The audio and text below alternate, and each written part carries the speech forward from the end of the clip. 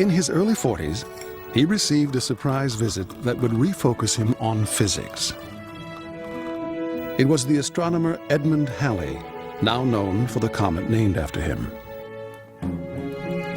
He asked Newton an esoteric-sounding question about planetary orbits. My question is this. What kind of curve would be described by the planets, supposing the force of the attraction toward the Sun to be reciprocal to the square of the distance from it? An ellipse. An ellipse? How do you know? I've done the calculation. You have? How did you calculate it? I'll show you. Should be here somewhere.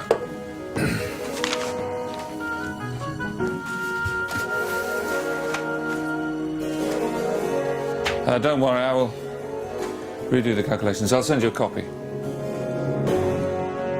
Halley's question would change science forever.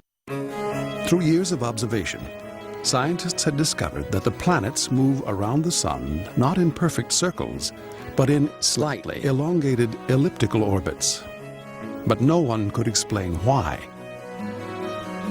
Halley and many other scientists had begun to suspect that the planets were attracted to the Sun by some kind of force. They guessed that this attraction became weaker with distance in a mathematical relationship called the inverse square law. For example, the inverse square law says that if a planet is twice as far from the Sun, the gravitational attraction it feels is 4 times weaker. But no one had been able to prove this resulted in elliptical orbits. Several months later, Halley received a paper from Newton. It was Newton's mathematical proof that a planet obeying the inverse square law of gravity must travel in an elliptical orbit. Newton may have used calculus to arrive at this, but he had not published this new form of math, and his proof was written in the traditional language of Euclidean geometry.